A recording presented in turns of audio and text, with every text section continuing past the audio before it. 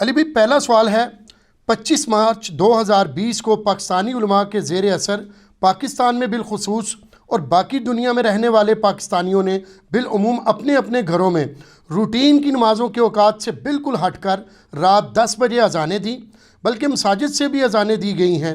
علماء کرام کی جانب سے عوام الناس کو بتایا جا رہا ہے کہ ان اذانوں کی برکت سے وبائی امراض خصوصاً کرونا وائرس کا آزمائشی فتنہ ٹل جائے گا انشاءاللہ تعالی۔ کیا یہ عمل قرآن و سنت کی روشنی میں درست ہے؟ پلیز وضاحت فرما دیں۔ میرے بھائیو، قرآن و سنت کا تو اس سے کوئی دور دور تک تعلق نہیں ہے۔ بیسیکلی یہ حنفی علماء اور بزرگان دین کی ایجاد کی گئی بدعت حسنہ ہے۔ حسنہ ہم ان کا دل رکھنے کے لیے کہہ رہے ہیں، صرف بدعت نہیں بول رہے۔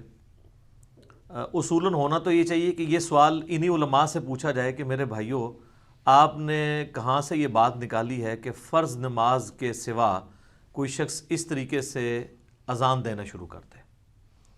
جہاں جہاں پر اذانیں ثابت ہیں وہ ہم مانتے ہیں، فرض نماز کے علاوہ بھی۔ مثال کے طور پر جب بچہ پیدا ہوتا ہے تو اس پہ اجماع ہے پوری امت کا۔ جامع ترمذی میں ایک حدیث ہے، اس حدیث کو امام ترمذی نے حسن صحیح کہا ہے، لیکن اس کی صحت میں اختلاف ہے کہ سیدنا حسن ابن علی جب پیدا ہوئے تو نبی صلی اللہ علیہ وآلہ وسلم نے ان کے مبارک کان میں اذان کہی۔ اقامت کہنا تو ثابت نہیں ہے، اذان کہی جائے گی، اور جو وقت ہوگا اس وقت کی اذان۔ اگر فجر کے وقت بچہ پیدا ہوا ہے تو فجر والی اذان ہوگی، اور اگر کسی اور وقت میں تو اذان دی جائے گی، اور اس میں بالکل کان کے پاس جا کے اذان دینا ضروری نہیں ہے، بچہ کان سے ہی اذان سنتا ہے۔ اس حدیث کے کانٹیکسٹ میں امام ترمذی نے بڑے ڈیٹیل کومنٹس کیے ہیں کہ اس کے اوپر اجماع چلتا آ رہا ہے کہ جو بچہ نیو مسلم ہوگا مسلمانوں کے گھر، اس کے کان میں اذان دی جائے گی۔ تو یہ ایک روٹین سے ہٹ کے ایک اذان ہے، تو اس اذان کو ہم مانتے ہیں۔ اور جہاں پر اذان نہیں ہے وہاں پر تو یہ لوگ بھی مانتے ہیں۔ آج تک کسی سنی یا شیعہ نے یا ان کے جتنے بھی آگے سے سب سیکٹس ہیں، کسی نے عیدین کی اذان دی ہے؟ آپ ان سے پوچھیں، نہیں دیتے۔ جنازے کے اوپر تو جب ان سے پوچھا جاتا ہے تو وہ ایک لیم ایکسکیوز کہتے ہیں، جی وہ جنازے کی اذان وہ ہوتی ہے جب بچہ پیدا ہوتا ہے نا، اس وقت جو کان میں اذان دی جاتی ہے وہ جنازے کی ہوتی ہے۔ تو وہ سوال ہم نہیں کر رہے، ہم پوچھ رہے ہیں عید کی، جو عیدین کی نماز ہوتی ہے اس کی اذان کیوں نہیں ہوتی؟ تو آپ کو یہ کہیں گے کہ سنت سے ثابت نہیں ہے۔ ویسے جب ہم ان سے ان اذانوں کا پوچھتے ہیں جو آپ یہ گھروں میں چڑھ کے دے رہے ہیں اور مسجدوں میں بے ٹائمی اذانیں، اور اس میں اس چیز کی بھی پرواہ نہیں کر رہے کہ کوئی مریض ہے یا نہیں ہے، اور رات کے وقت آپ لوگوں کو اٹھا رہے ہیں، تو وہ کہتے ہیں نیکی کا کام ہے، جس وقت مرضی کر لیں۔ تو ہم اس پہ پھر اینٹی وینم اور پھکی والا الزامی جواب ان کو یہ دیتے ہیں کہ اگر یہ نیکی کا کام ہے تو عید کی نماز تو سال میں ہوتی 2 دفعہ ہے، اس میں بھی آپ ذرا یہ نیکی کریں اور عید کی اذان شروع کروائیں۔ تو آپ کو وہاں کہیں گے کہ ثابت نہیں ہے، تو ان سے کہیں آپ کی ڈیفینیشن ہی غلط ہے۔ آپ تو یہ کہتے تھے ثابت ہو یا نہ ہو، نیکی کا کام کوئی بھی ہے وہ آپ کر سکتے ہیں، تو اب 2 عید کی اذان، تو وہ اس کو وہ بھی خود بدعت مان رہے ہوں گے۔ یہ اینٹی وینم والا جواب ہے۔ بہرحال انہوں نے بزرگوں کے فتاوی جات سے سہارا لیا، اور اس میں ٹاپ آف دا لسٹ ہمارے سب کانٹیننٹ میں بہت بھاری فرقہ جن کی تعداد سب سے زیادہ ہے، یعنی بریلوی مکتبہ فکر، ان کے امام اعلیٰ حضرت امام احمد بریلوی المتوفی 1340 ہجری بمطابق 1921 عیسوی، ان کا فتاوی رضویہ مشہور ہے۔ اس میں انہوں نے باقاعدہ یہ فتویٰ لکھا ہے کہ جہاں کہیں پہ کوئی وبائی مرض پھیل جائے یا کوئی آسمانی آفت آ جائے، زلزلہ کی فارم میں، سیلاب کی فارم میں، کوئی بیماری پھوٹ پڑے، ایپیڈیمک ڈیزیز ہو، تو آپ نے وہاں پر اذان دینی ہے، تو اس کی برکت سے وہ ڈیزیز ختم ہو جائے گی۔ اور چونکہ اب انہوں نے قائل تو مسلمانوں کو کرنا ہوتا ہے، تو مسلمانوں کو کتاب و سنت کا حوالہ دیں گے تو وہ مانیں گے۔ تو انہوں نے دلیل میں لکھا ہے، جی المعجم الکبیر طبرانی کے اندر ایک روایت موجود ہے، اس روایت کے الفاظ یہ ہیں، انس بن مالک رضی اللہ تعالیٰ عنہ کہتے ہیں کہ نبی صلی اللہ علیہ وآلہ وسلم نے ارشاد فرمایا، اذا اذن فی قریۃ امنها اللہ من عذابہ ذلک اليوم، جب کسی بستی میں اذان دی جاتی ہے تو اللہ تبارک و تعالیٰ اس بستی سے اس ایک دن کے لیے عذاب اٹھا لیتا ہے۔ ایک دن کے لیے، سر اس حساب سے روزانہ ان کو اذانیں دینی پڑیں گی، بہرحال دے بھی رہے ہیں شاید روزہ نہیں.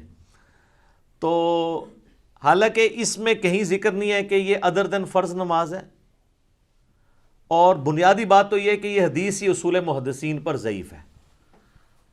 یعنی بریلوی دیوبندی اہل حدیث شیعہ کے کہنے پہ نہیں, محدثین کے کہنے پہ. اسی حدیث کو مجموع الزوائد میں ابن حجر عسقلانی المتوفی 852 ہجری کے جو استاد ہیں امام حیثمی, انہوں نے یہ مجموع الزوائد کتاب لکھی ہے, اس میں انہوں نے یہ روایت لی ہے. امام حیثمی المتوفی 807 ہجری, انہوں نے اس کے ساتھ لکھا ہے کہ اس میں ایک راوی ہے عبد الرحمن بن سعد بن عمار, یہ ضعیف راوی ہے. بلکہ یہ راوی ایسا ہے کہ اس راوی سے سنن ابن ماجہ میں بھی کچھ حدیثیں ہیں. انٹرنیشنل نمبر کے مطابق سنن ابن ماجہ میں 1101 نمبر حدیث میں شیخ البانی نے ایک حدیث کے اوپر حکم لگاتے ہوئے لکھا ہے کہ اس میں عبد الرحمن بن سعد یہ مجہول ہے, اور جو کچھ اس کی خبر بھی ہے اس میں بھی یہ ضعیف ہے, اور اس کے ضعیف ہونے پر اجماع ہے محدثین کا. یعنی کوئی دو رائے نہیں ہے, اجماعی طور پر یہ بڑے کم راوی ہیں جو ہے اجماعی طور پہ ضعیف راوی ہیں, ان میں سے ایک یہ ہے. شیخ زبیلی زئی صاحب نے بھی اس پہ حکم لگایا اور کہا کہ یہ راوی ضعیف ہے اسی حدیث کے تحت.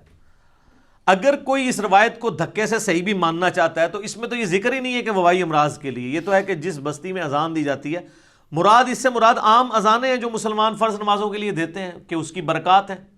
اور پھر اس میں دوسری بات ہے کہ اس ایک دن کے لیے ہوگا, اس حساب سے تو روزانہ اذانیں دینی پڑیں گی. تو اس سے یہ رزلٹ نکالنا بالکل غلط ہے, یہ اجتہاد بالکل غلط اجتہاد ہے. اجتہاد وہاں پر کیا جاتا ہے جہاں پر کتاب و سنت سے کوئی دلیل موجود نہ ہو. جہاں پر کتاب و سنت سے دلیل موجود ہو وہاں اجتہاد کو دخل ہی نہیں ہے.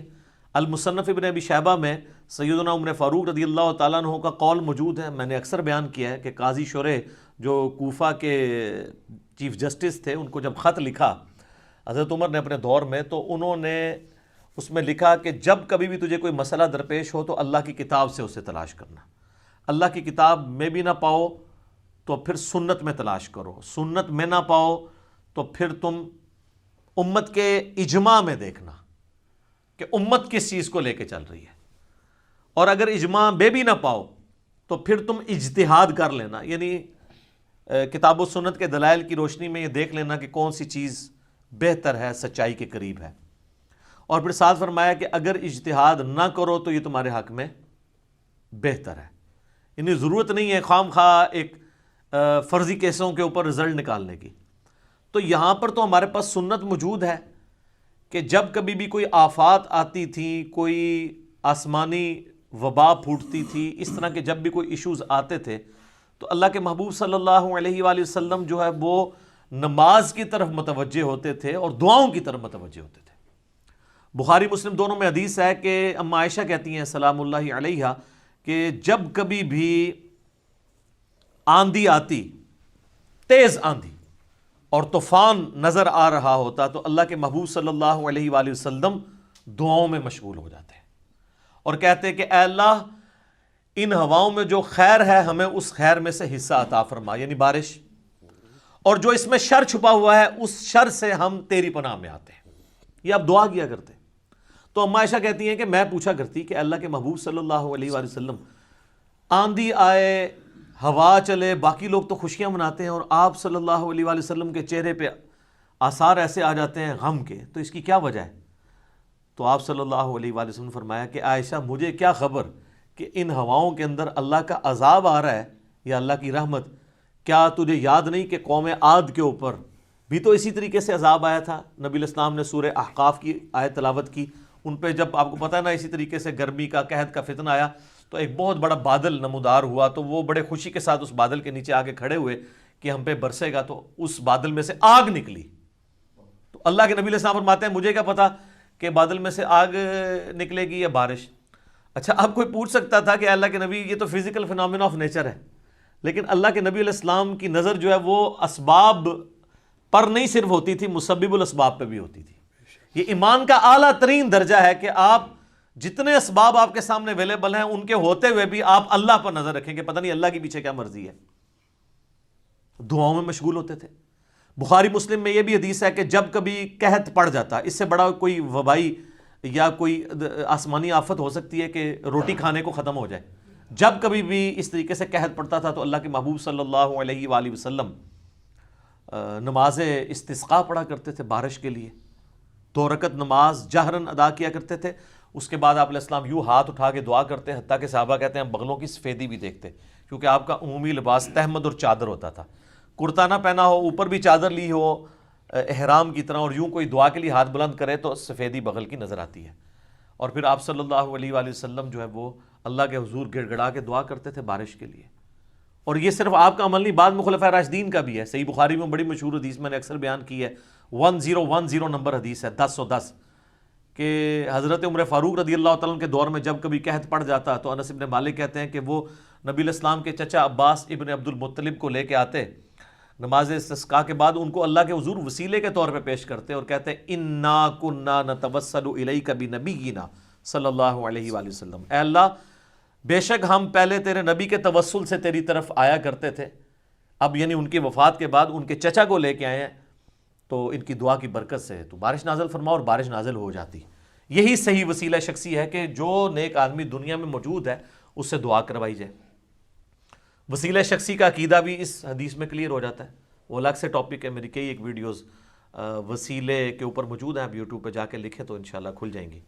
تو اس میں بھی نبی صلی اللہ علیہ وآلہ وسلم نے قحط سے بچنے کے لیے نماز پڑھی ہے. تو آپ سر دعائیں مانگیں، صلاۃ الحاجات، حاجتوں کے لیے نماز پڑھیں، تو یہ سنت اعمال ہے.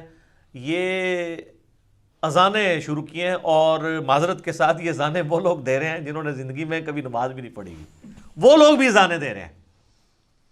تو ان سے میری گزارش ہے کہ اذان دینے کے بعد آپ نماز پڑھ لیں. ٹھیک ہے مجبوراً اگر یعنی کیٹاسٹرافک کنڈیشن ہے، آپ مسجد میں نہیں جا پا رہے اور آپ نے اذان دی ہے، تو آپ فرض نماز کے ٹائموں میں کوئی اذان دے لیں اگر آپ اپنی دل کی تسلی کرنا چاہتے ہیں. یا آپ غیر مسلم ملک میں جہاں پہ اذان اس طریقے سے اوپن نہیں ہوتی تو آپ ٹھیک ہے گھر میں 5 وقت اذان دیں اور نماز قائم کریں، بالکل ٹھیک ہے. وہ ابو داؤد اور نسائی میں بڑی مشہور حدیث ہے نا کہ تیرے رب کو اس گڈریے پہ بڑا پیار آتا ہے جو اکیلا پہاڑ کی چوٹی پہ اذان دے کر نماز کو قائم کرتا ہے، اور پھر اللہ تعالیٰ فرشتوں سے فرماتا ہے کہ میں نے اس کو بخش دیا اور اسے جنت میں داخل کر دیا. سبحان اللہ. تو وہ اذان تو ہم جہاں جہاں اذان ہے ہم مانتے ہیں، ہم نے کیوں نہیں ماننی، لیکن یہ جو آپ نے دین میں طریقہ ڈیوائز کیا ہے اور پھر جب کوئی بندہ منع کر رہا ہوتا ہے تو اس کے اوپر فتوے لگاتے ہیں کہ نیکی کے کام سے روک رہا ہے، تو پھر میں آپ کو پھر وہی اینٹی وینم والا پھکی والا الزامی جواب دوں گا کہ آپ لوگ عیدین کی اذان کیوں نہیں شروع کرواتے. ان میرے کہنے تھے کرا ہی نہ دیو کدھر شروع. خیر یہ کرائیں گے بھی تو ہمارے پاس ان کے بزرگوں کی کتابیں ہیں، ان سے ہی ہم ان کی نفی کر دیں گے کہ یہ دیکھ لو تم نے بدعت شروع کی ہے، تو تمہارے بزرگ بھی نہیں مانتے. تو آپ کو یہ کہیں گے کہ جی وہ عید کی اذان ثابت نہیں ہے، تو ان سے کہیں نیکی کا کام ہے آپ کریں، گناہ تو نہیں ہے نا، منع کہاں ہے، وہی کہانیاں جڑیاں ہیں. بدعت پہ میں نے 5 گھنٹے کی ویڈیو ریکارڈ کروائی ہے، مسئلہ نمبر 75A اور B. میں آج وہ ٹاپک نہیں، میں اس طرف نکل جاؤں گا، وہ آپ دیکھیں. ان کے سارے جتنے بھی اشکالات ہیں، جتنے یہ دھوکے دیتے ہیں، ایک ایک کر کے کلیئر کیا اللہ کے فضل سے. تو یہ ان کو اینٹی وینم کے طور پہ بات کریں کہ پھر آپ تو یہ بھی شروع کروا دیں گے.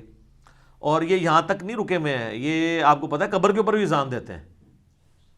ہاں، اور جب پوچھیں جی قبر پہ اذان کیوں دیتے ہیں، وہ کہتے ہیں جی وہ مردے سے سوال ہونے ہیں نا، تو اذان کے اندر سوالات کے جوابات ہیں. اور بلکہ اس سے ایک سٹیپ جو آگے جاتے ہیں نا، وہ قبر پہ وہ شہادت کی انگلی رکھ کے نا پھر تلقین بھی کرتے ہیں. وہ ڈاکٹر طاہر القادری صاحب کی بھی ایک ویڈیو عام ہوئی تھی نا، پڑھ بیٹا پڑھ، تنویر بیٹا، وہ تلقین ابر کے لوگوں کہتے ہیں آپ سائڈ پہ ہو جاؤ فرشتے آنے لگے سوال کے لیے. تو سر تسی تو اتھے ہی ہو، ٹھیک ہے. تو یہ کہاں پہ لکھی ہوئی ہے؟ اور یہ میں آپ کو بتاؤں یہ اذانیں بھی جو ہیں وہ باپا جانی نے شروع کروائی ہیں. زیادہ انہوں نے، چونکہ ان کی پوری دنیا کے اندر ایک ویورشپ ہے، میرے ایکس مرشد بھی ہیں، میں ان کی بڑی عزت کرتا ہوں، لیکن یہ جو انہوں نے کام ڈالا ہے یہ تو بالکل کتاب و سنت کے منافی ہے. تو یہ مدنی چینل کے اوپر الیاس قادری صاحب حافظہ اللہ تعالی من الجنت والناس، اللہ ان کی حفاظت کرے جنوں سے بھی اور انسانوں سے بھی، شریر جن اور انسانوں سے. یہ انہوں نے بیسیکلی پروپیگیٹ کیا ہے، بلکہ انہوں نے وہ خود اذان دی ہے، اور اس کے بعد انہوں نے ایک سلسلہ 10 بجے رات کو اذان ہوگا. پوری دنیا میں جو ان کے فالوورز ہیں انہوں نے شروع کیا. پھر ظاہر ہے ایک بہت بڑا مکتبہ فکر ہے، ظاہر ہے ہر جگہ موجود ہے بریلوی مکتبہ فکر، تو وہ انہوں نے اس سے لینا شروع کر دیا. تو قبر پہ بھی، اور یہ قبر پہ بھی اذان دیتے ہیں، الیاس قادری صاحب بھی، ڈاکٹر طاہر القادری صاحب بھی. اور وہ کہتے ہیں بزرگ لکھ کے ہیں کہ جی وہ آپ نے تلقین کرنی ہے کیونکہ اس کو سوالوں کے جواب نہیں آ رہے ہوں گے. تو ہم یہ پوچھتے ہیں میرے بھائیوں کہ یہ آپ لوگ تلقین والی باتیں تو لیتے ہیں کہ جی ہم نے کرنی ہے بزرگوں سے، اس کی جو اصل ہے وہ تو بس اتنی ہے سنن نبی داؤد کے اندر کہ نبی صلی اللہ علیہ وآلہ وسلم نے فرمایا کہ جب تم اپنے بھائی کو دفنا چکو تو اس کی قبر پہ کھڑے ہو کر قبر کے سوالات کی استقامت کے لیے اس کے لیے دعا کرو، بس اتنا تھا۔ اگر نبی علیہ السلام نے یہ قبر کے اوپر اذان تعلیم فرمانی ہوتی یا یہ انگلی رکھ کے تلقین کرنی ہوتی تو آپ علیہ السلام ساتھ ہی تعلیم فرما دیتے۔ اچھا، ہر چیز کی کوئی نہ کوئی اثر موجود ہے، انہوں نے آگے خود سے نا وہ صفرے لگا کے نا، ایک آتا ہے وہ 10 کو 100 بناتا ہے، ایک کہتا ہے جی میری طرفوں بھی لا لو، اڑتے عوام کہتی ہے ساڈا بھی چلا لو، تو کرتے کرتے ملینز میں وہ اس چیز کو پہنچا دیتے ہیں، حالانکہ اس کی اصل صرف اتنی تھی۔ ابو داؤد میں حدیث ہے کہ جب اپنے بھائی کو دفنا چکو تو اس کی قبر پہ کھڑے ہو کے اس کے لیے دعا کرو کہ اب اس سے قبر میں سوالات کیے جائیں گے، ان سوالات میں اسے استقامت ملے۔ اس کے لیے اذان دینے والا مشورہ انہوں نے خود سے ایجاد کیا، ہم تو مطلب ان کو پیار محبت سے سمجھا ہی سکتے ہیں۔ اور علمی طور پہ یہ جو اکثر پوچھتے ہیں نا کہ جی وہ منع کہاں ہے، اس کا میں نے اینٹی وینم تو جواب دے دیا کہ وہ تو عید کی بھی منع نہیں ہے۔ اب علمی جواب بھی لیں کہ ایک جملے سے نبی علیہ السلام نے ساری چیزیں منع کر دی ہیں۔ صحیح مسلم میں 2005 نمبر حدیث ہے، امام جعفر علیہ السلام نے امام باقر علیہ السلام سے اور انہوں نے جابر بن عبداللہ رضی اللہ تعالیٰ عنہ علیہ السلام سے روایت کیا ہے کہ نبی علیہ السلام جب کبھی بھی کوئی خطبہ دیتے تو آپ کہتے اما بعد فإن خیر الحدیث کتاب اللہ، آگاہ ہو جاؤ کہ سب سے بہترین کلام اللہ کی کتاب ہے اور سب سے ہدایت یافتہ راستہ محمد صلی اللہ علیہ وآلہ وسلم کا ہے، وخیر الہدی ہدی محمد صلی اللہ علیہ وآلہ وسلم، وشر الامور محدثاتها وکل محدثۃ بدعہ وکل بدعۃ ضلالہ وکل ضلالۃ فی النار۔ کچھ الفاظ ابو داؤد ترمذی میں ہیں، مشکات میں کمبائنڈ فارم میں بھی آپ کو مل جائیں گے، مین الفاظ مسلم شریف میں ہیں کہ آگاہ ہو جاؤ سب سے بہترین کلام اللہ کی کتاب ہے، سب سے ہدایت یافتہ راستہ محمد صلی اللہ علیہ وآلہ وسلم کا ہے، بدترین کام وہ ہیں جو دین میں خود سے جاری کر دیے جائیں، اور یہ تمام کام بدعتیں ہیں، تمام بدعتیں گمراہیاں ہیں، اور تمام گمراہیاں دوزخ میں لے جانے والی ہیں، والعیاذ باللہ تعالی، اللہم اجرنا من النار۔ تو آپ نے جب کہہ دیا کہ نبی علیہ السلام سے ہٹ کے کوئی بھی راستہ اڈاپٹ کیا جائے گا دین کے طور پہ، ایک ہے دین کو سپورٹیو، وہ آپ کر سکتے ہیں، وہ مسلم شریف میں حدیث ہے جس نے اسلام میں اچھا طریقہ نکالا جتنے لوگ عمل کریں گے اس کا ثواب بھی اسے ملے گا، اور جس نے اسلام میں برا طریقہ نکالا جتنے لوگ اس برائی پہ چلیں گے ان کا وبال اس پہ ہوگا، اور ان کے وبال میں بھی کمی نہیں آئے گی۔ اچھا طریقہ، اس کے الفاظ شروع میں ہے کہ وہ نبی علیہ السلام نے جب اپیل کی چندے کے لیے تو ایک انصاری صحابی بہت بڑی گٹھری باندھ کے مسجد نبوی کے سین میں لا کے رکھی، تو ان کو دیکھا دیکھی باقی لوگ بھی گھروں سے لے آئے، پھر آپ نے فرمایا کہ جس نے اسلام میں اچھا طریقہ جاری کیا۔ تو اچھے طریقے آپ جاری کر سکتے ہیں، اچھی بدعتیں نہیں۔ بخاری مسلم بدعت نہیں ہے کیونکہ حدیثیں وہی ہیں، یہ اچھا طریقہ ہے۔ اس کے سافٹ ویئر بنا لینا اچھا طریقہ ہے، قرآن کی پرنٹنگ پریس پہ پرنٹنگ کرنا اچھا طریقہ ہے، گھڑی کے اوپر نماز کی ٹائمنگ کو ایڈجسٹ کرنا یہ اچھا طریقہ ہے، مسجد میں قالین بچھانا اچھا طریقہ ہے۔ کسی نے کبھی نیت کی ہے کہ اوپر اس قالین کے اور نیچے اس پنکھے کے سامنے اے سی شریف کے منہ طرف خانہ کعبہ شریف؟ حج پہ آپ ایروپلین پہ جاتے ہیں، یہ اچھا طریقہ ہے۔ حج کے تو جو ارکان ہیں وہ وہی ہیں، وقوف عرفہ تو وہی ہے، یہ تو نہیں ہے کہ وقوف عرفہ جو ہے وہ عرفہ کی بجائے وہ بدر میں یا احد میں ہونا شروع ہو گیا، وہیں پہ ہو رہا ہے۔ تو یہ دھوکہ دیتے ہیں خام خواہ۔ بدعت جو ہے وہ دین میں نبی علیہ السلام کے طریقے سے ہٹ کے کوئی بھی طریقہ جاری کیا جائے گا جو دین کے طور پہ، دین کو سپورٹیو جو طریقے ہیں، الیکٹرانک کاؤنٹر، تسبیح آپ استعمال کریں، ویڈیو کیمرہ، ہماری ویڈیو بن رہی ہے، یہ طریقہ ہے، لیکن بیچ میں جو کچھ بیان ہو رہا ہو وہ کتاب و سنت بیان ہو رہا ہو، ان دو چیزوں کو مکس نہ کریں۔ اس کے ثبوت میں وہ بڑی مشہور حدیث ہے بخاری اور مسلم کی کہ نبی علیہ السلام نے ایک صحابی کو وضو کے بعد دعا تعلیم کی جس میں الفاظ تھے بِنَبِيِّكَ الَّذِي أَرْسَلْتَ، میں ایمان لایا اس کتاب پر جو تیرے نبی کے ساتھ نازل ہوئی۔ اچھا، اس صحابی نے جب وہ دعا ریپیٹ کی نا تو اس نے پڑھ دیا بِرَسُولِكَ الَّذِي أَرْسَلْتَ، میں اس کتاب پر ایمان لایا جو تیرے رسول کے ساتھ نازل ہوئی۔ نبی علیہ السلام فرمایا تو نے یہ الفاظ کیوں بدلیں؟ وہی کہہ جو میں نے کہا۔ حالانکہ وہ جسٹیفائی کر سکتا تھا کہ یا رسول اللہ نبی تو بہت ہیں، رسول تو گنتی کے ہیں، رسول سپرلیٹو ڈگری ہے، میں نے اس دعا کو بہتر کر دیا ہے، ٹیکنیکلی بہتر تو کیا تھا، لیکن نبی علیہ السلام فرمایا میرے الفاظ تو نے کیوں چینج کیے؟ تو جو نبی الفاظ نہیں چینج ہونے دے رہے ہیں وہ آپ کو اجازت دیں گے کہ آپ جو ہے چھتوں کے اوپر چڑھ کے اذانیں دینے شروع کر دیں فرض نماز کے علاوہ بھی؟ کتنا ظلم ہے. آپ صلی اللہ علیہ وآلہ وسلم کتنا سٹرکٹلی ان چیزوں کا خیال رکھتے تھے کہ کوئی شخص اس طریقے سے دین میں کوئی چیز داخل نہ کرے. اچھا یہ پھر آپ کو کہیں گے کہ جی وہ بخاری مسلم میں ایک حدیث ہے, ایک صحابی تھے, انہوں نے نبی الاسلام کے پیچھے نماز میں پڑھ دیا حمدن کثیرن طیبا مبارکن فی. تو نبی اسلام نے سلام پھیر کے پوچھا یہ کون پڑھ رہا تھا؟ ایک صحابی نے کہا میں. تو آپ نے فرمایا کہ میں نے 30 سے زیادہ فرشتوں کو دیکھا ہے اس ثواب کو لکھنے کے لیے, اس پہ آپس میں وہ جھگڑ رہے تھے. تو وہ کہتے ہیں دیکھیں اس صحابی نے خود سے دعا ایجاد کی ہے اور وہ تو فرشتوں کو بھی پسند آئی ہے, اللہ کے نبی کو بھی. نہ اس کے اوپر مور کس نے لگائی ہے؟ نبی صلی اللہ علیہ وآلہ وسلم نے. آج آپ کا بابا کوئی چیز ایجاد کرے گا, وہ مور ہم کہاں سے لگوائیں گے؟ اور اگر آپ کہتے ہیں کہ جو بھی کوئی نیک کام جاری کر دیا جائے, کوئی بھی اچھائی کا کام, اس میں نبی اسلام ہمیشہ مور لگا دیتے تھے, تو سر سنیں پھر ابو داؤد میں, ترمذی میں, ابن ماجہ میں حدیث ہے, ایک صحابی نبی الاسلام کی خدمت میں حاضر ہوئے, سیدھا آ کے سجدے میں گرے. آپ نے میں سر اٹھا کیا کر رہا ہے؟ کہ یا رسول اللہ میں کوفہ شہر میں ہیرا نامی ایک جگہ ہے وہاں پر گیا تھا, وہاں پہ لوگ اپنے سردار کو سجدہ کرتے ہیں, آپ تو اللہ کے رسول ہیں, آپ تو ہمارے دین دنیا اور آخرت کے سردار ہیں, ہم آپ کو سجدہ نہ کریں؟ اجتہاد کیا نا سر. اجتہاد صحابی کا بھی کتاب و سنت کے خلاف ہو تو نہیں مانا جائے گا, بابوں کا اور بابیوں کا کہاں سے مانا جائے گا؟ تو میں پھر عرض کروں کہ مرنے سے پہلے اے مسلمان کر لے اس پہ غور, کتابوں کا خدا اور ہے, بابوں کا خدا اور یقین کر جب تو ایک دفعہ بھی غور کرے گا نا انجینئر صاحب کی ویڈیوز دیکھ کے, تیرے اندر سے آواز نکلے گی کیا کہ نہ میں وابی نہ میں بابی, میں ہوں مسلم علمی کتابی.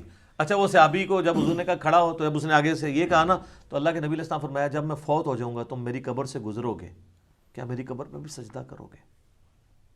کہا نہیں یا رسول اللہ. فرمایا پھر مجھے کیوں سجدہ کر رہے ہو؟ اگر میں سجدہ جائز سمجھتا تو بیویوں سے کہتا کہ اپنے خامدوں کو سجدہ کریں اس حق کے سبب جو اللہ نے ان کو دیا ہے. نبی علیہ السلام نے یہ نہیں کہا کہ عشق دے چلے نمبر لے گئے عقل والے ہیں انجے ہی عمرہ گالیاں, منع کر دیا. آج کی ڈیٹ میں کوئی یہ کنفرم نہیں کر سکتا کہ بھئی یہ عمل پسندیدہ ہوگا یا نہ, بلکہ کیٹاگوریکلی وہ ناپسندیدہ ہی شمار کیا جائے گا, چونکہ نبی علیہ السلام کی مہر نہیں ہے اس کے اوپر. لہٰذا اس طرح کی مثالیں پیش کرنا جو ہے یہ آپ عوام الناس کو دھوکہ دے رہے ہیں. اپنے بزرگوں کو, بابوں کو بچانے کے لیے آپ اپنی آخرت کی فکر کریں کہ آپ نے اللہ تعالیٰ کو منہ دکھانا ہے. اچھا قبر کے اوپر یہ اذان والے معاملے میں مجھے ایک اور چیز ضمن یاد آئی. صحیح مسلم میں ایک حدیث ہے کہ سیدنا عمر بن عاص کی موت کا وقت جب قریب آیا, یہ بڑی دردناک حدیث ہے, کربلا والے ریسرچ پیپر میں کربلا سے جان نہیں چھوٹ سکتی. سر عمر بن عاص جب آپ نے آخری وقت میں پچھتاتے تھے کہ انہوں نے مولا علی کو چھوڑ کے امیر شام کا ساتھ کیوں دیا. صحیح مسلم میں 321 نمبر حدیث ہے, سٹارٹ کے اندر ہی, بڑی لمبی حدیث ہے. اس میں وہ کہتے ہیں کہ اپنے بیٹے کو نصیحت کرتے ہوئے جب میں مر جاؤں تو میری قبر پہ اتنی دیر بیٹھے رہنا ہے جتنی دیر ایک اونٹ کو نہر کر کے اس کا گوشت تقسیم کیا جاتا ہے, یعنی آلموسٹ 2 گھنٹے, تاکہ میں اپنی قبر سے مانوس ہو جاؤں اور تاکہ میں اللہ کی طرف سے آئے ہوئے فرشتوں کو سوالات کے جوابات دوں. وہ 3 سوال ہیں نا, ترمذی میں تو ڈیٹیل کے ساتھ ہے, من ربو کا, ما دینوں کا, اور من نبیوں کا. تیرا رب کون ہے, تیرا دین کیا ہے, اور تیرا نبی کون ہے. اچھا یہ نہیں ہے کہ تیرا فرقہ کون سا ہے, تو کس کا مقلد ہے, اور تیرا امام کون ہے.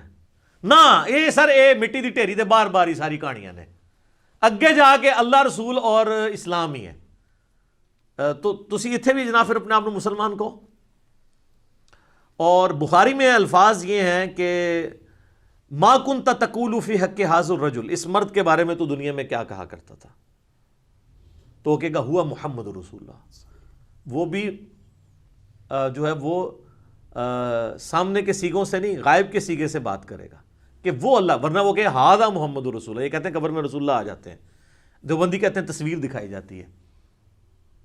تو وہ ہوا کیوں کہتا ہے, اس کو کہنا چاہیے ھذا محمد رسول اللہ.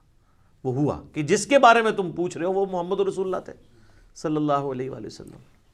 اس پہ میرا ایک کلپ ہے بڑا دردناک, قبر میں 3 نہیں 4 سوال ہوں گے, اس کے آگے بھی ایک سوال ہونا ہے, وہ سسپینس ہے, آپ اسی کلپ میں دیکھیں کہ چوتھا سوال کیا ہونا ہے. اصل سوال وہی ہے.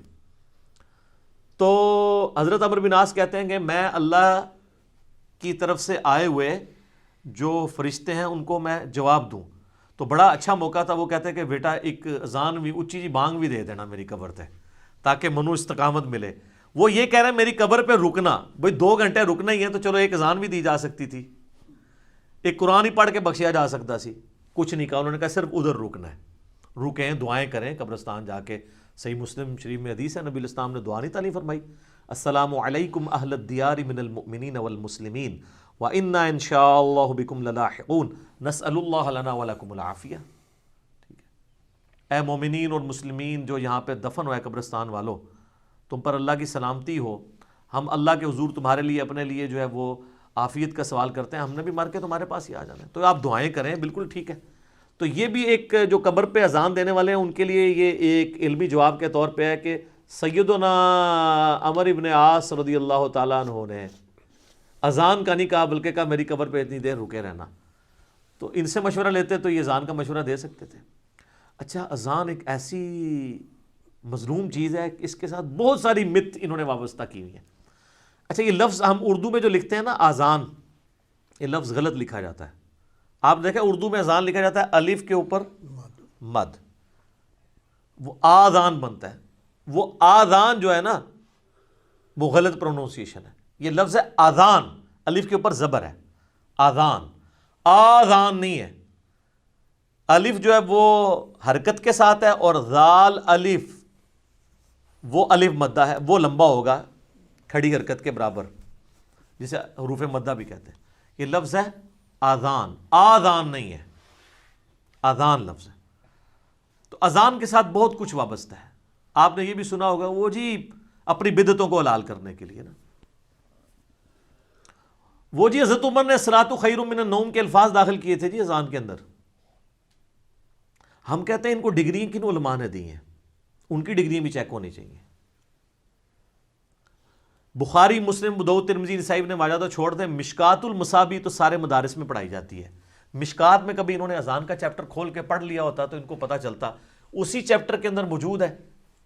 ابو داؤد اور نسائی دونوں کے حوالے سے حدیث ہے کہ فجر کی اذان میں الصلاۃ خیر من النوم کے الفاظ نبی علیہ السلام نے خود تعلیم فرمایا ہے. وہ تو ایک جعلی روایت ہے الموطا امام مالک میں، وہ بھی مشکات میں موجود ہے. اس میں امام مالک خود کہہ رہے ہیں کہ مجھے یہ خبر پہنچی ہے. تو سر مسلم کا مقدمہ اٹھائیں، امام مسلم کہتے ہیں تابعی بھی اگر کہے نا کہ رسول اللہ کی بات میرے تک پہنچی ہے اور وہ سند نہ بیان کرے تو مردود ہے. تو امام مالک تو تابعی بھی نہیں ہے، تبع تابعی ہیں. اور جو ابو داؤد اور نسائی کی مرفوع حدیث تھی نبی علیہ السلام تک، آپ خود سامنے جو ہے وہ الصلاۃ خیر من النوم تعلیم فرما رہے ہیں، انہوں نے پبلک کو یہ بات بتائی نہیں ہے. اچھا، جب میں نے نکالا ہے نا تو اب کہہ رہے ہیں ہم نے تو یہ کہا ہی نہیں کبھی. تو سر یہ کون کرا، جنات کہتے رہے ہیں یا کوئی خلائی مخلوق آ کے ان کو بتاتی رہی ہے یہ باتیں؟ ہم کہتے ہیں بتاؤ یہ بغلوں میں بت رکھنے والی حدیث کدھر ہے رفع الیدین پہ، کہتے ہیں جی ہم نے تو کبھی بیان نہیں کی ہے. تو سر یہ پھر جو رفع الیدین کرتے تھے یہ وہ بیان کرتے تھے، جو نہیں کرتے تھے وہی اس ٹکٹ پہ مزے لیتے رہے نا.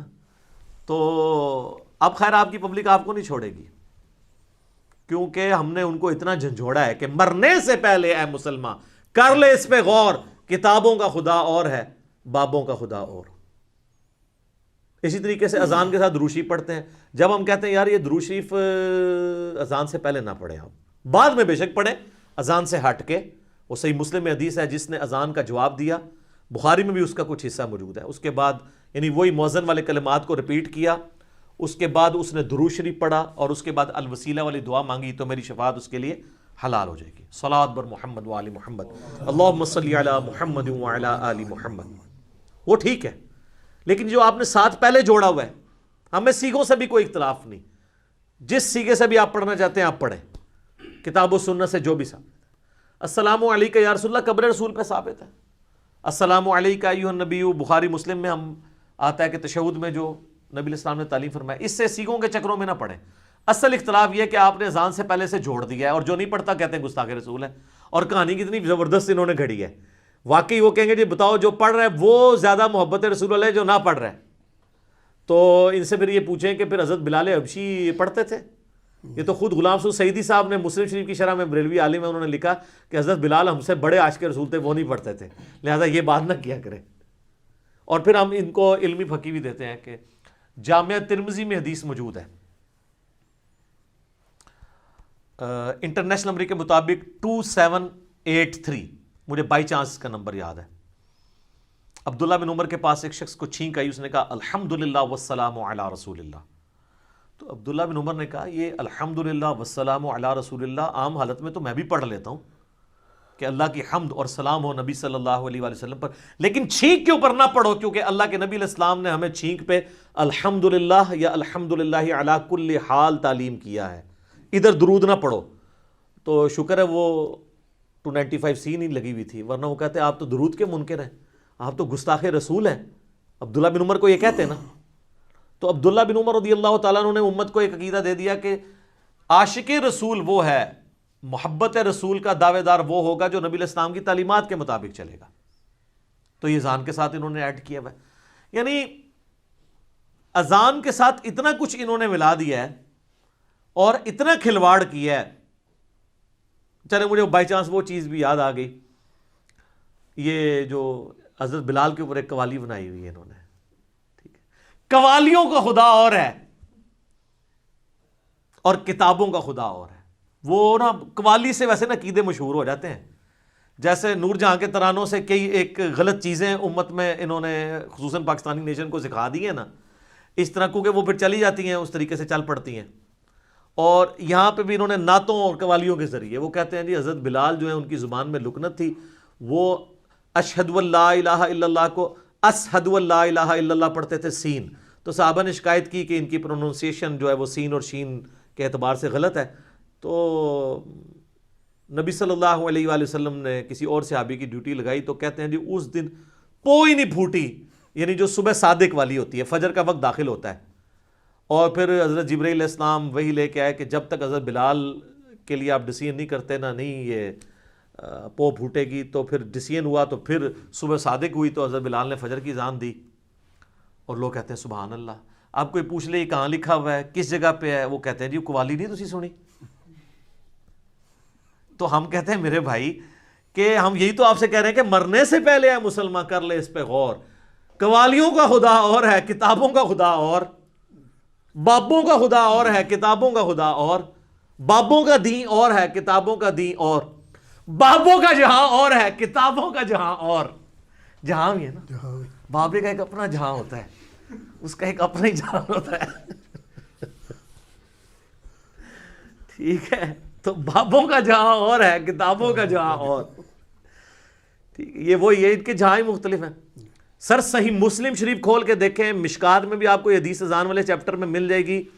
ایک سفر کے دوران رات کا آخری پہر ہو چکا تھا، تو صحابہ کرام نے مشورہ دیا یا رسول اللہ تھوڑی سی آرام کا موقع ہمیں مل جائے، تھوڑا سا آرام ہم کر لیتے ہیں۔ تو نبی علیہ السلام کی عادت تھی، آپ مشورہ مان لیتے تھے، آپ کی تو خواہش تھی کہ فجر پڑھ کے سویا جائے۔ بہرحال طے یہ پایا کہ حضرت بلال حبشی جو ہے نا یہ ڈیوٹی دیں گے اور باقیوں کو جگا دیں گے۔ اب سینکڑوں صحابہ کا لشکر تھا۔ یہ سر مولانا شریف نہیں ہے، مسلم شریف ہے۔ اللہ کرنا کیا ہوا، حضرت بلال پہلے تو نوافل پڑھتے رہے، کتنی دیر نفل کو پڑھے گا، پھر وہ اپنی سواری پہ چڑھے اور جہاں سے پو پھوٹتی ہے نا اس کی طرف اپنی سواری کا رخ کیا، انتظار کے اندر کہ یہ پو پھوٹے تو میں فجر کی اذان دوں۔ تو ان کو نا اونگ آ گئی، اونگ آئی تو وہ بھی سو گئے۔ سوئے کیا، سورج اچھا خاصا بلند ہو گیا، صحیح مسلم کے الفاظ ہیں اچھا خاصا بلند ہو گیا، یعنی آج کل دے صاحب نہ تسی کہہ رہے ہو 9-10 بجے کا ٹائم ہو گیا۔ نبی علیہ السلام کی آنکھ سب سے پہلے کھلی اور آپ علیہ السلام نے حضرت بلال سے کہا، تو حضرت بلال رضی اللہ تعالیٰ عنہ نے کہا یا رسول اللہ جس طرح آپ پہ نیند طاری ہو گئی مجھ پہ بھی نیند طاری ہو گئی، ٹھیک ہے۔ اس میں تو کوئی ویسے آج کل یہ کوئی جملہ بولے تو گستاخی میں شمار ہوتا ہے، لیکن نبی علیہ السلام نے اپنے صحابہ کی یہ ٹریننگ نہیں کی ہوئی تھی کہ کوئی علمی دلیل سامنے رکھے تو اس پہ گستاخی کا فتویٰ لگا دو، بالکل جینون بات ہے۔ تو نبی علیہ السلام نے کہا یہاں سے اٹھو، اس علاقے سے ہی ہم نکل جائیں جہاں پہ ہم پہ یہ غفلت طاری ہوئی ہے۔ تھوڑی دور جا کے آپ نے سواریاں روکی، پھر آپ نے کہا بلال اذان دو، اذان دی اور سورج اتنا بلند ہے، آپ نے فجر کی نماز جماعت کے ساتھ ادا کی، اور پھر فرمایا کہ جو شخص بھول جائے یا سویا رہ جائے، جس وقت اسے یاد آئے یا وہ اٹھ جائے وہ اسی وقت نماز پڑھ لے، اس کے لیے وہی نماز کا وقت ہے۔ اچھا اس کو مس یوز بھی لوگوں نے کیا ہے، روزانہ نہیں ہے نا، کبھی کبھار ایسے ہو جائے، یہ نہیں ہے کہ روزانہ اگر کسی نے لیٹ نائٹ جاگنا ہے تو پھر فجر پڑھ کے سویا کریں، بجائے یہ کہ آپ آخری پہر میں سوئیں۔ تو حضرت بلال کی عزت سٹیک پہ لگی ہوئی تھی اس ایک دن، ہونا چاہیے تھا کہ اس دن کم از کم نہ سورج نکلتا، حضرت بلال کی عزت کی پاسداری اگر اللہ تعالیٰ کرتا۔ لیکن وہ واقعہ قوالی میں ہے، جو وہ قوالیوں کا واقعہ ہے، یہ کتابوں کا واقعہ ہے، مسلم شریف کا۔ اس واقعے کی میں نے انجینئرنگ کر دی، بالکل جعلی اور جھوٹا واقعہ ہے سر۔ جو آپ کو بتا رہے ہیں نا، سب کچھ غلط ہی بتا رہے ہیں۔ کوئی ایک شاید اسی دسو انہوں نے صحیح تو ہم دسی ہوئے، سوائے اس کے کہ انہوں نے آپ کو بتایا کہ قرآن اللہ کی کتاب ہے، یہ پھر بھی نہیں بتایا اس کے اندر لکھا کیا ہوا ہے، کیونکہ اس میں تو لکھا ہے ایاک نعبد و ایاک نستعین، وہ بھی بتانے جوگے نہیں ہیں، یہ انہوں نے بابوں کو پکارنا ہوتا ہے۔ تو ہر چیز میں انہوں نے دھوکہ دیا۔ تو یہ مجھے ایک اچھا موقع ملا کہ میں آپ لوگوں کو بتاؤں کہ یہ جو آپ وبائی امراض سے اور کرونا سے، آفات سے بچنے کے لیے اذانیں دے رہے ہیں، سر اذان دے کے نا نماز بھی نال پڑھ لیا کرو۔ ویسے بھی آج کل تو اکثر لوگ گھروں میں نماز پڑھ رہے ہیں، یورپ اور امریکہ کے اندر بھی اور پاکستان میں بھی۔ تو اس صورتحال میں اگر اذان دینا چاہتے ہیں ضرور دیں، لیکن نماز کی اذان ہو، وہ آپ وہ اجتہاد کر سکتے ہیں۔ تیرے رب کو اس گڈریے پہ بڑا پیار آتا ہے جو پہاڑ کی چوٹی پہ اکیلا کھڑے ہو کے اذان دے کے تو جماعت قائم کرتا ہے، خود ہی اکیلا نماز پڑھتا ہے، ابو داؤد اور نسائی کی حدیث۔ باقی وہ فرض نماز کے لیے چھڑیاں زانا نہ کچھ نہیں ہونا، نماز پڑھیں، دعائیں مانگیں، اور اس طرح کی ایکٹیویٹی سے آپ پرفارم کرتے ہیں، پھر دین میں ہر بندہ آ کے اپنے اعتبار سے چیزیں داخل کرنا شروع کر دیتا ہے اور اس کا اینڈ رزلٹ کوئی نہیں ہوتا۔ نماز کے اوپر ایمفسائز کریں۔ اور یہ جو کوارنٹین میں اکثر لوگ گئے ہوئے ہیں، کرنٹینہ آئسولیشن میں لوگوں کو انہوں نے کیا ہوا ہے، سر اس ٹائم کو یوٹیلائز کریں، اپنے بیوی بچوں کو بٹھا کے قرآنی ترجمے سے سنوا دیں، آڈیو میں خود پڑھ دیں، گھر میں جماعت کروا لیں، کم از کم دین کے ساتھ جڑنے کا آپ کو اللہ تعالیٰ نے ایک موقع دیا ہے، اس ٹائم کو ضائع نہ کریں۔ اور اس سے پہلے اگر کتاب و سنت کی وعیدوں سے نہیں ڈرے تو اب کرونا سے ہی ڈر کے نماز شروع کر دیں، کیونکہ نماز کے بغیر تو بندہ کچھ نہیں میرے بھائیوں۔ سورہ الروم میں اللہ تعالیٰ نے فرمایا منیبین الیہ واتقوا، رجوع لاؤ اللہ کی طرف اور اس سے ڈر جاؤ، وَأَقِيمُوا الصَّلَاةَ، اور نماز کو قائم کرو، وَلَا تَكُونُوا مِنَ الْمُشْرِكِينَ، اور دیکھو مشرکوں میں نہ ہو جاؤ۔ یعنی سورہ روم میں اللہ تعالیٰ نے فرمایا جو نماز قائم نہیں کرتا وہ مشرکوں میں سے ہے، یہ عمل مشرکوں والا ہے۔ پاکستان کے شناختی کارڈ میں اسے مسلمان لکھ دیا جائے گا، اللہ کے ہاں نہیں ہے۔ اور پھر جو صحیح مسلم میں 246 نمبر حدیث ہے، ترمذی میں بھی موجود ہے کہ بندے کے کفر اور اسلام، شرک اور ایمان کے درمیان فرق نماز ہے۔ جناب جامعہ ترمذی میں موجود ہے، ایک تابعی ہیں سیدنا عبداللہ بن شقیق، وہ فرماتے ہیں کہ صحابہ کرام ترک نماز کے علاوہ کسی اور گناہ کو کفر نہیں سمجھتے تھے سوائے ترک نماز کے۔ صحابہ کرام یعنی ترک نماز کرنے والے کو کافر سمجھا کرتے تھے۔ آپ کے شناختی کارڈ مسلمان ہی ہے، وہ اس سے کوئی فرق نہیں پڑتا، آپ جتنا مرضی کہتے رہے۔ تو جامعہ ترمذی میں حدیث ہے جس نے جان بوجھ کے نماز چھوڑ دی، اللہ کا ذمہ اس سے اٹھ گیا، اس نے کفر کیا، عملاً وہ کافر ہے۔ ہم عقیدے میں اسے کافر نہیں کہتے اعتقاداً، لیکن عملاً تو کافر ہے۔ تو آپ نے عملاً کفر کے ساتھ اللہ کے سامنے پیش ہونا ہے، نعوذ باللہ من ذالک۔ پھر سنن ابی داؤد میں حدیث ہے قیامت والے دن سب سے پہلے نماز کے بارے میں سوال ہوگا، اگر وہ اس سوال میں فلاح پا گیا تو وہ فلاح پا گیا، اور اگر وہ اسی میں فیل ہو گیا تو اگلے سوالات میں بھی فیل ہو گیا۔ پھر مسند امام احمد میں حدیث ہے، مشکات المصابیح کے اندر بھی موجود ہے، نبی علیہ السلام نے فرمایا کہ قیامت والے دن نماز انسان کے لیے نور ہوگی، دلیل ہوگی اور نجات کا ذریعہ ہوگی، جو نماز پڑھنے والا ہے۔ اور جو بے نمازی ہے اس کے لیے نہ کوئی نور ہوگا، نہ کوئی دلیل، نہ نجات، الٹا اس کا حشر حامان، فرعون، قارون اور امیہ ابن خلف کے ساتھ ہوگا، والعیاذ باللہ تعالی۔ اللہم اجرنا من النار، اللہم من احییتہ منا فاحیہ علی الاسلام ومن توفیتہ منا فتوفہ علی الایمان۔ سنن ابن ماجہ میں حدیث ہے، ابو درداء رضی اللہ تعالیٰ عنہ کہتے ہیں مجھے میرے خلیل محمد رسول اللہ نے یہ نصیحت کی تھی کہ اللہ کے ساتھ شرک نہ کرنا، خواہ تمہارے ٹکڑے ٹکڑے کر دیے جائیں یا تمہیں آگ میں زندہ جلا دیا جائے، شرک نہ کرنا۔ اور دوسری وصیت کیا کی؟ آپ صلی اللہ علیہ وآلہ وسلم نے فرمایا کہ جان بوجھ کر کبھی نماز نہ ترک کرنا ورنہ اللہ کا ذمہ تمہارے معاملے میں اٹھ جائے گا. اور تیسرا فرمایا کہ شراب نہ پینا یہ تمام برائیوں کی جڑ ہے. بولے اعوذ باللہ تعالی. تو اب یہ کئی لوگ کلپ دیکھیں گے، چاہے وہ کورونا کے ڈر سے ہی دیکھ لیں، ان کے لیے میں آسانی کے طور پہ نماز کی ترغیب کے اعتبار سے بتا دوں کہ میرے بھائیوں دن رات میں صرف 17 رکعتیں آپ پڑھ لیں تو کتابوں کے خدا نے ہمیں جو بتایا ہے نا، آپ کی پرسش کوئی نہیں ہونی ہے. صرف 17 رکعتیں، 2 فجر کی، 4 ظہر کی، 4 عصر کی، 3 مغرب کی، 4 عشاء کی. باقی سب نفلی باتیں آپ انہیں سنت مؤکدہ کہہ دیں، آپ انہیں وطر کہہ دیں، آپ نوافل کہہ دیں. جو اوبلیگیٹری نماز ہے نا، جس کی پرسش ہونی ہے، وہ 17 رکھتے ہیں، جس پہ سنی شیعہ کا اجماع ہے. اس کی سپورٹ میں حدیث بخاری مسلم دونوں میں حدیث ہے. ایک دیہاتی شخص نبی علیہ السلام کے پاس آیا تو اس نے کہا یا رسول اللہ مجھے کوئی عمل بتائے میں جنت میں چلا جاؤں. آپ نے فرمایا کہ اللہ تعالیٰ کے ساتھ کسی کو شریک نہ ٹھہراؤ، صرف اسی کی عبادت کرو، تم جنت میں داخل ہو جاؤ گے. 5 وقت کی فرض نماز کو قائم رکھو، فرض زکوٰۃ ادا کرو اور فرض روزے رکھو. حج اس وقت تک فرض نہیں ہوا تھا. یہ 4 باتیں آپ نے ارشاد فرمائی. شرک نہیں کرنا، شرک پہلی چیز ہے بھائی جی جس تو بچنا ہے.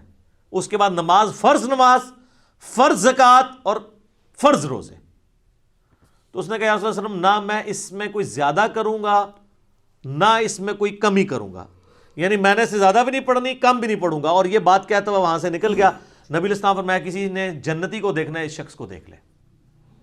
اچھا، اسی کو سپورٹیو ایک اور طریق ہے بخاری اور مسلم میں، وہی بخاری مسلم دونوں میں ہے کہ ایک اس طرح نجد کا رہنے والا ایک پینڈو شخص جو پرانگدہ حالت تھی جس کی حضور کے پاس آیا، تو وہ اسی لیے آیا کہ اللہ کے نبی علیہ السلام کے اوپر ایمان لے کر آئے. تو اس نے پوچھا یا رسول اللہ صلی اللہ علیہ وسلم بتائیں اسلام کیا ہے؟ تو آپ نے فرمایا اسلام یہ ہے کہ تم 5 وقت کی فرض نماز کو قائم رکھو. اس نے کہا یا رسول اللہ فرض کے علاوہ بھی ہے کچھ؟ فرمایا ہاں نفل ہیں، وہ تمہاری مرضی، اگر پڑھنا چاہو تو پڑھ لو، نہیں پڑھنا چاہتے نہ پڑھو. اور یاد رکھیے گا احادیث میں سنت کی ٹرم یوز نہیں ہوتی ہے، یہ محدثین کی ٹرم ہے. سنتیں جو ہم مؤکدہ پڑھتے ہیں ان کو بھی نفل کہا جاتا ہے. نفل ان کہا جاتا ہے اضافی نماز. انفال مال غنیمت اضافی مال، نفل کا مطلب اضافی چیز ہے. پھر نبی علیہ السلام نے فرمایا کہ فرض زکوٰۃ ادا کرو. اس نے کہا رسول اللہ فرض زکوٰۃ وہ جو 2.5% ہے، اس کے علاوہ فرمایا اس کے علاوہ نفلی صدقات وہ تمہاری مرضی کر لو، نہیں کرنا چاہتے نہ کرو. پھر آپ فرمایا فرض روزے رکھو رمضان کے. کہا رسول اللہ اور روزے؟ فرمایا وہ نفلی روزے ہیں تمہاری مرضی، منڈے کا، تھرسڈے کا، ایام 20 کے روزے جو بھی ہیں وہ رکھنا چاہو تمہاری مرضی ہے، لیکن فرض یہی ہے. تو اس نے کہا کہ اس رب کی قسم جس کے قبضے قدرت میں میری جان ہے، نہ میں اس میں کوئی زیادتی کروں گا، بس جتنا دسیا اس تو اگے نہیں، میں نہ اس میں کمی کروں گا. اور یہ وہ صحابہ کہتے ہیں یہ کہتا ہوا وہاں سے نکل گیا. تو آپ صلی اللہ علیہ وآلہ وسلم فرمایا کہ اگر یہ اپنی بات پہ قائم رہا تو یہ نجات پا گیا. یہ بالکل کلیئر کٹ ہے کہ فرض نماز آپ نے قائم رکھنی ہے.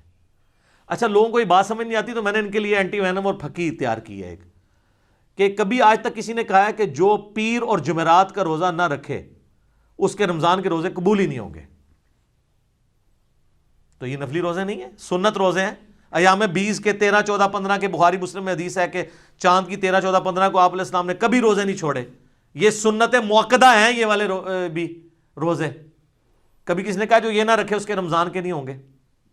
کبھی کس نے کہا جو عام صدقہ خیرات نہیں کرتا اس کی زکوٰۃ بھی قبول نہیں ہوگی. الٹا یہ تو بڑے بڑے لینڈ لارڈ کو کہہ رہے ہوتے ہیں بس زکوٰۃ دیں، پھر کم چک کے رکھو جو مرضی، سانو بس مدرسے نو زکوٰۃ دے دو تہاڈا مال پاک ہو گیا، 2.5% ہی دے دو.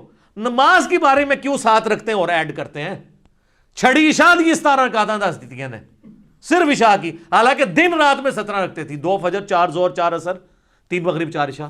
انہوں نے کتنا ظلم کیا اور لوگوں نے نماز پڑھنی چھوڑ دی اس کی وجہ سے.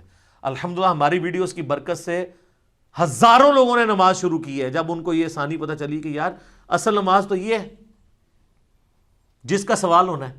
پھر دوسری سہولت ہم نے دے دی نماز جمع کرنے والی کہ بھئی مسلم شریف میں اوپر تلے 10 احادیث ہیں 1629 سے آن ورڈ کہ اللہ کے نبی علیہ السلام نے بغیر خوف کے، بغیر بارش کے، اور مدینہ شریف میں بغیر سفر کے ظہر اثر کی نماز جمع کی اور مغرب اور عشاء کی۔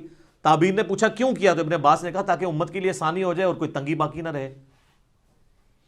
پھر بھی اگر ان کو زیادہ تکلیف ہے تو کم از کم جو مسئلہ یہ خود مانتے ہیں کہ ظہر آخری وقت میں اور عصر پہلے وقت میں آپ پڑھ سکتے ہیں، مثلا آج کل آلموسٹ کوئی 3:45 بجے عصر کا وقت داخل ہو رہا ہے، تو اگر کوئی شخص 3:40 پہ یا 3:35 پہ ظہر پڑھ لے اور 3:45 عصر کا وقت داخل ہوتے ہی عصر کی نماز پڑھ لے تو وہ اپنے اپنے وقت میں ادا کر رہا ہے، اس میں جمع کرنے والا بھی جو حنفی گناہ بتاتے ہیں وہ بھی نہیں شمار ہوگا۔ اس طرح ہی بتا دیتے کم از کم بچوں والی عورتوں کو تو آسانی ہو جاتی، نمازیں جمع کرنے والی آسانی، اور خالی فرض اس کی وجہ سے لوگوں نے نمازیں شروع کر دی ہیں اللہ کے فضل سے۔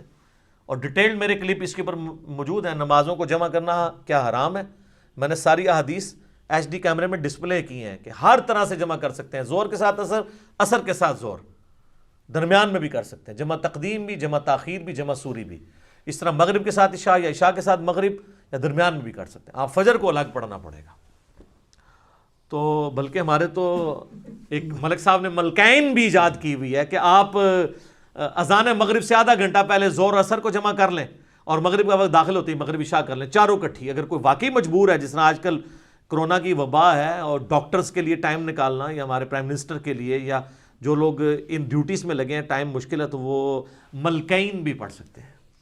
ویسے یہ نام اس کا ربو ہی ٹھیک پہ گیا، ویسے تو ملک صاحب نے نا یہ بادشاہاں دی نماز ہے جنہیں کوئی ٹائم نہیں ہوتا، ملکین دو طریقے نال ٹھیک ہوگی، ملکین، تو وہ آپ پڑھیں۔ لیکن میں ایک انصاف کروں، ابو داؤد میں ایک حدیث ہے کہ نبی علیہ السلام فرمایا قیامت والے دن اگر کسی شخص کے فرضوں میں کمی نکلی تو اللہ تعالیٰ فرشتوں سے کہے گا کہ اگر اس کی کوئی نفلی عبادت ہے نا تو وہ فرضوں کی جگہ تول لو۔ سنت نہیں، نفلی۔ یہاں سے بھی پتہ چلے گا کہ سنت کو نفلی کہا جاتا ہے ٹرم میں، حدیث کی ٹرم میں۔ تو سنت موقدہ اگر آپ پڑھنا چاہتے ہیں ضرور پڑھیں، یہ آپ کو فائدہ ہی پہنچائیں گے۔ اور کئی لوگوں نے فرض شروع کیا، آہستہ آہستہ خود بخود سنت کے اوپر آ گئے، لیکن شروع میں آپ لوگوں کو تکلیف میں ڈالیں گے نا تو یہ آپ زیادتی کر رہے ہیں۔ وہ بخاری مسلم میں حدیث ہے کہ نبی علیہ السلام فرمایا جو فرض کے علاوہ 12 رکعتیں پڑھ لے اسے جنت میں محل ملے گا، 4 ظہر سے پہلے، 2 ظہر کے بعد، 2 مغرب کے بعد، 2 عشاء کے بعد اور 2 فجر سے پہلے۔ اس کے اوپر میرے لادہ سے کلپ موجود ہے۔ اور باقی وطر جو ہے وہ یعنی سنت موقدہ وہ بھی ہے۔ سنن کبریٰ البیہقی میں، المصنف ابن ابی شیبہ میں مولا علی کا قول ہے کہ وطر سنت ہے، سنت ہے، سنت ہے، مگر اسے مت چھوڑو، پڑھ لو۔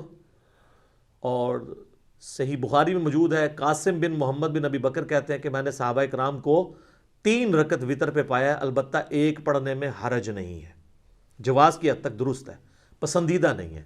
ویسے تو نہ بھی پڑھے کوئی مسئلہ نہیں ہے، فرض نماز ہے، اور اگر کوئی بالکل سست ہے تو ایک ہی پڑھ لے۔ الموطا امام مالک میں فاتح ایران سعد ابن ابی وقاص کے بارے میں امام مالک نے نقل کیا ہے کہ وہ پوری زندگی عشاء کی 5 رکعتیں پڑھتے تھے، 4 فرض اور 1 وطر، پوری زندگی۔ تو ان کے اوپر تو کوئی فتویٰ نہیں لگا کہ سنت موقدہ چھوڑ دی ہے۔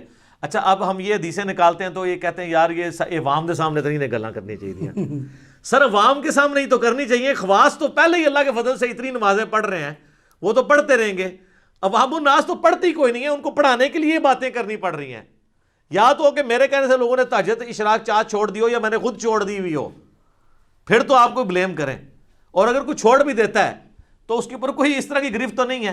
لیکن جو نہیں پڑھ رہے، مجھے کئی لوگوں نے یعنی خود رابطہ کر کے کہا کہ جی ہمارے گھر والے نماز نہیں پڑھتے تھے، جب سے پتہ چلا تو یہ نماز شروع کر دی ہے کہ یار فرض رکھتے ہی پڑھنی ہے۔ پھر آہستہ آہستہ کئی لوگوں نے کہا آہستہ آہستہ پھر خود سنت کا بھی شوق پیدا ہوا۔ انہوں نے جو ظلم کر کے اتنی لمبی لمبی رکھتے لوگوں کو بتائی ہیں اور اس کی وجہ سے لوگ متنفر ہی ہوئے ہیں۔ تو چلیں یہ کرونا کی اس شر میں سے یہ خیر نکلی ہے کہ ہم نے آپ کو کئی ایک باتیں بتا دی ہیں، اذان سے ریلیٹڈ بھی، نماز سے ریلیٹڈ بھی، اور یہ آج کل گورنمنٹ کی طرف سے چونکہ پابندی ہے، آپ کو پتہ ہے یورپ اور امریکہ میں تو ظاہر ہے وہ تو وہاں پہ تو کسی کا زور نہیں ہے، تو اپنے گھروں میں یورپ اور امریکہ میں جو لوگ نماز پڑھ رہے ہیں ہر نماز کے ساتھ اذان بھی دیں، اقامت بھی کہیں، اور اس کے ساتھ آپ نماز پڑھیں، چھڑیاں زانا نہ دو۔ اور ہمارے ملک کے اندر بھی گورنمنٹ نے تھوڑی سختی کی ہے اس حوالے سے، اور اس میں ہمارے بھی کچھ ریزرویشن ہے۔ بہرحال جو بہت بیمار لوگ ہیں یا بوڑھے لوگ ہیں وہ تو ظاہر ہے کہ ونریبل ہیں بہت زیادہ، تو انہیں اپنے گھروں کو ہی کوارنٹین کر لینا چاہیے، وہیں پہ بیٹھ جائیں۔ اور باقی لوگ جو ہیں وہ جو گورنمنٹ اور علماء کرام نے آپ کو احتیاطیں بتائی ہیں ان کے ساتھ آپ معاملات کو لے کے چلیں. تو باقی اگر کسی نے پھر بھی گھر نماز پڑھنی ہے تو گھر میں ضرور اذان دے, افضل ہے کہ فرض نماز کے لیے دے. البتہ یہ جو باہر اذانیں ہو رہی ہوتی ہیں یہ کافی ہیں, گھر میں جماعت قائم کرنے کے لیے آپ کو الگ اذان دینے کی ضرورت نہیں ہے. اگر آپ دینا چاہتے ہیں تو وہ اس حدیث پہ بالکل قیاس درست ہے جو ابو داؤد اور نسائی میں ہے کہ تیرے رب کو اس گڈریے پہ بڑا پیار آتا ہے جو اکیلا. ظاہر ہے اب یورپ امریکہ میں تو اذانوں کی آواز نہیں آتی, وہ تو گڈریے کی مانے دی ہے نا, وہ چارے دور دور آباد ہیں وہاں پہ اگر کوئی دیر ہے. اور یہاں پہ میں اسلامی بہنوں کے لیے ایک مسئلہ بتا دوں, وہ اکثر پوچھ رہے ہوتے ہیں کہ جی اذان کا انتظار کرنا ضروری ہے. نہیں, جیسے ہی آپ کے ٹائم ٹیبل کے مطابق ٹائم داخل ہو جائے نماز کا, اذان جماعت قائم کرنے کے لیے ہے, اقامت جماعت قائم کرنے کے لیے, نماز چونکہ بچوں اور عورتوں پہ جماعت واجب نہیں ہے, جیسے ہی داخل ہوا ہے, جس طرح آج جہلم میں وقت آلموسٹ 12:13 پہ داخل ہوا ہے ظہر کا, تو اذانیں تو یہاں پہ 11:45 شروع ہوتی ہیں کیونکہ 1 بجے نماز ہوتی ہے, 1:30 بجے, تو 1:30 والے 1:15 دیتے ہیں, تو آپ 12:15 نماز پڑھ سکتے ہیں. ٹائم داخل ہونا ضروری ہے. تو یہ ایک شرعی مسئلہ میں نے بتا دیا.